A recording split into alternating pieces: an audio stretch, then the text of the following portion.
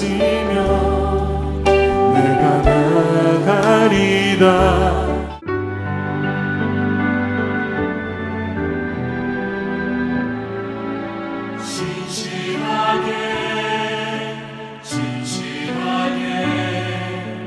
거룩하게 살게 하소서.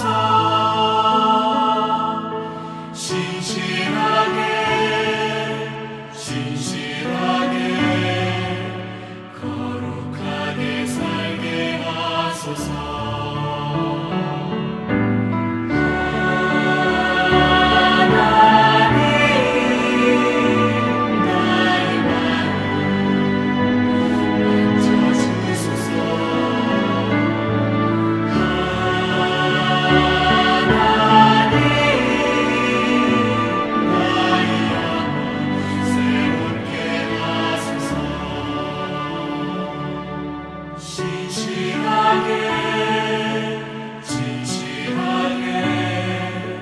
거룩하게 살게 하소서. 진실하게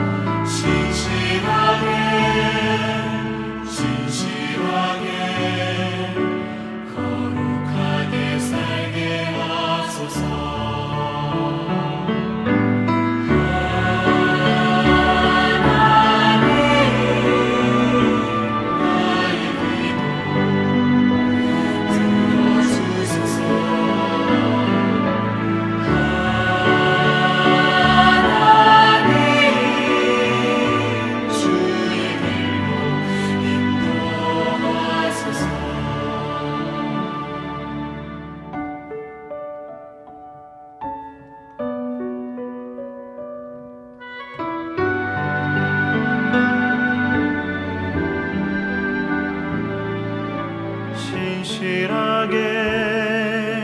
진실하게 거룩하게 살게 하소서.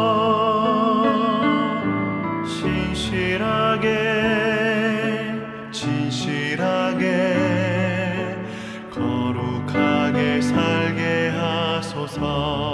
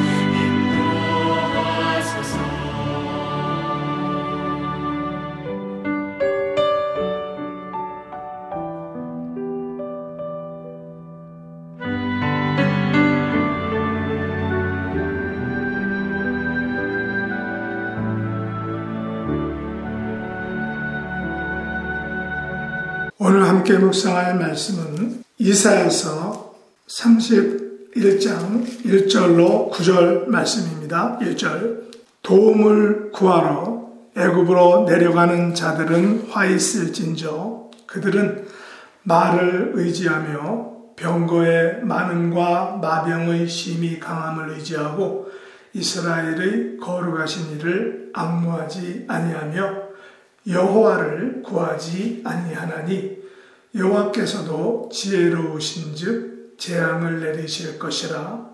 그의 말씀들을 변하게 하지 아니하시고 일어나사 악행하는 자들의 집을 치시며 행악을 돕는 자들을 치시리니 애굽은 사람이요 신이 아니며 그들의 말들은 육체요 영이 아니라 여호와께서 그의 손을 펴시면 돕는 자도 넘어지며 도움을 받는 자도 엎드러져서 다 함께 멸망하리라. 여호와께서 이같이 내게 이르시되 큰 사자나 젊은 사자가 자기의 먹이를 움키고 으르렁거릴 때 그것을 치려고 여러 목자를 불러왔다 할지라도 그것이 그들의 소리로 말미암아 놀라지 아니할 것이요 그들의 떠들음으로 말미암아 굴복하지 아니할 것이라. 이와 같이 나 만군의 여호와가 강림하여 시온산과 그 언덕에서 싸울 것이라. 새가 날개치며 그 새끼를 보호함같이 나 만군의 여호와가 예루살렘을 보호할 것이라. 그것을 호위하며 건지며 뛰어넘어 구원하리라 하셨느니라. 이스라엘 자손들아 너희는 심히 거역하던 자에게로 돌아오라. 너희가 자기 손으로 만들어 범죄한 은우상 금우상을 그날에는 각 사람이 던져버릴 것이며 아수르는 칼에 엎드러질 것이나 사람의 칼로 말미암음이 아니겠고 칼에 삼켜질 것이나 사람의 칼로 말미암음이 아닐 것이며 그는 칼 앞에서 도망할 것이요 그의 장정들은 복역하는 자가 될 것이라. 그의 반석은 두려움으로 말미암아 물러가겠고 그의 고관들은 기치로 말미암아 놀라리라. 이는 여호와의 말씀이라. 여호와의 불은 시온에 있고 여호와의 풀무는 예루살렘에 있느니라. 아멘. 오늘 말씀의 제목은 새가 그 새끼를 보호함같이입니다. 얼버문 5절과 6절을 보시면 새가 날개치며 그 새끼를 보호함같이 나 만군의 여호와가 예루살렘을 보호할 것이라. 그것을 호위하며 건지며 뛰어넘어 구원하리라 하셨느니라. 이스라엘 자손들아 너희는 심히 거역하던 자에게로 돌아오라 라고 말하고 있습니다. 우리는 하나님의 깊은 마음을 이해할 수가 없습니다. 아니 우리는 하나님의 그 깊고도 참아주시고 인내하시는 그 넓고 자애로우신 그 마음을 이해하지 못하는 것입니다. 이 말이 무슨 말일까요? 이사야서 31장 1절에서 하나님은 이렇게 말씀하셨습니다. 도움을 구하러 애굽으로 내려가는 자들은 화 있을진저 그들은 말을 의지하며 병거의 많음과 마병의 심히 강함을 의지하고 이스라엘의 거룩하신 이를 앙모하지 아니하며 여호와를 구하지 아니하나니라고 말하고 있습니다.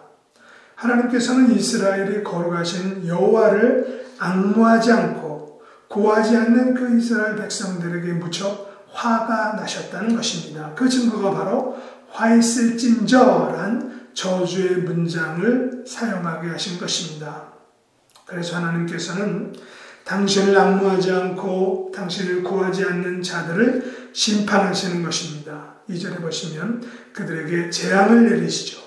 친히 일어나사 악행하는 자들의 집을 치시는 것입니다. 심지어 행악을 돕는 자들까지도 치십니다. 하나님께서 손을 펴시어 돕는 자도 넘어지게 하시고 도움을 받는 자도 엎드러지게 하셔서 다 함께 멸망시켜 버리는 것입니다. 이 같은 하나님의 심판과 행하심을 이사야 선지자는 하나님의 지혜로우심이라는 말로 표현하고 있습니다. 우리 하나님은 그냥 당하고만 계신 분이 결코 아니다라는 사실입니다. 하나님은 당신이 말씀하신 말씀들을 변하게 하지 않고 말씀하신 그대로 행하시는 분이다라는 것입니다. 그러면 하나님께서 왜 이들 이스라엘 사람들에게 노하신 것일까요? 그것은 그들이 하나님을 의지하지 않았기 때문입니다. 그것은 그들이 도움을 구하러 애굽으로 내려갔기 때문입니다. 그것은 그들이 애굽의 말을, 애굽의 홀스들을 의지했기 때문입니다. 그것은 그들이 병거의 많음과 마병의 심히 강함을 의지했기 때문입니다. 그것은 그들이 이스라엘의 거룩하신 이를 앙모하지 않았기 때문입니다. 또한 그것은 그들이 여호와를 구하지 찾지 않았기 때문입니다. 오늘날도 하나님께서 저와 여러분들에게 무엇 때문에 노하실까요? 하나님께서 우리에게 노하시는 이유는 그때와 마찬가지로 우리가 하나님을 의지하지 않기 때문입니다. 우리가 하나님을 의지하지 않고 사람을 의지하기 때문입니다. 우리가 하나님 대신에 재물을 의지하기 때문입니다. 우리가 하나님 대신에 세상의 힘과 권력을 의지하기 때문입니다. 우리가 하나님을 바라보지 않기 때문입니다. 우리가 하나님을 구하지 않고 내 힘으로 하려고 하기 때문에 하나님께서는 우리에게 여전히 지금도 오늘날에도 노하시는 것입니다.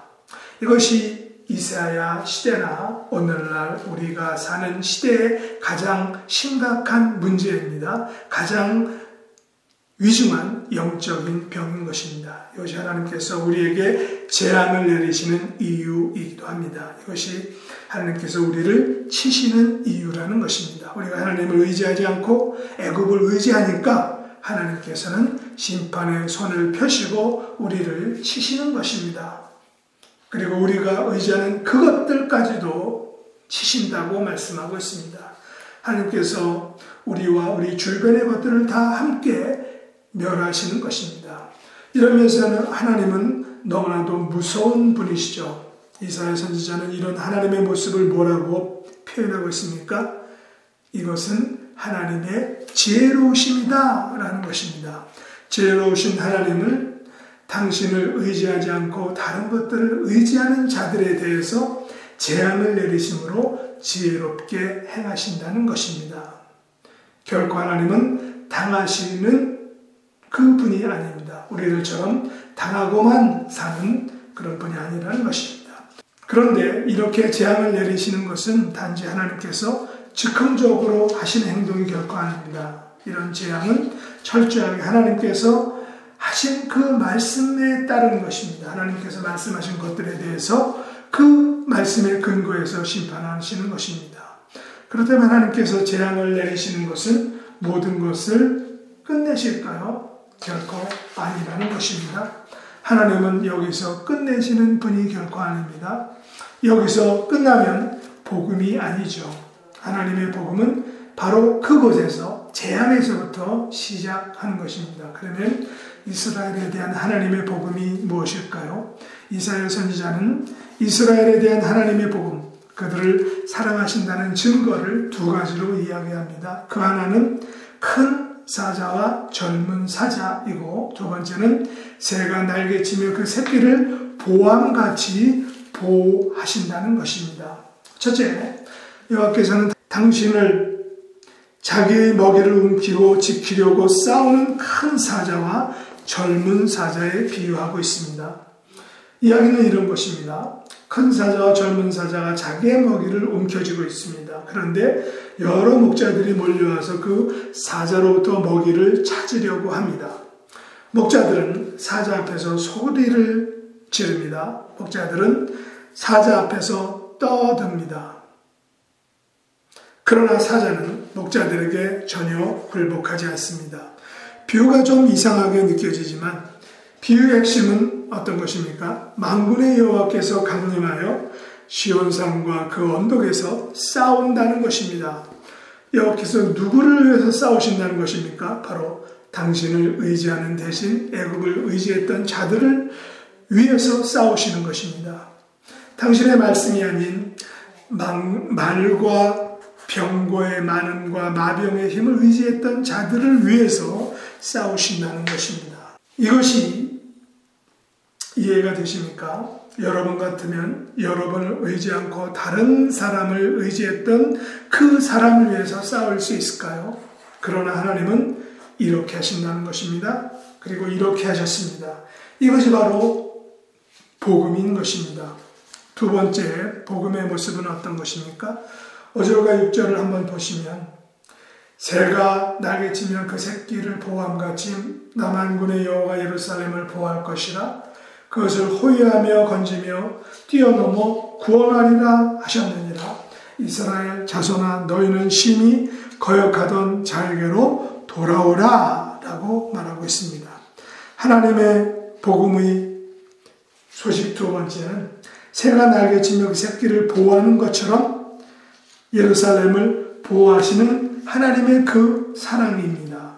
하나님께서 당신의 백성인 예루살렘을 보호하려는 그 의지와 결단이 대단하시다는 것입니다. 5절 하반절에 보면 여호와께서는 그것을 보호하며 건지며 뛰어넘어 구원하리라 라고 말하고 있습니다. 하나님께서는 당신의 백성을 보호하시는 성격은 호위하는 수준입니다. 건지는 수준입니다. 심지어 뛰어넘어 구원하는 수준이라는 것입니다.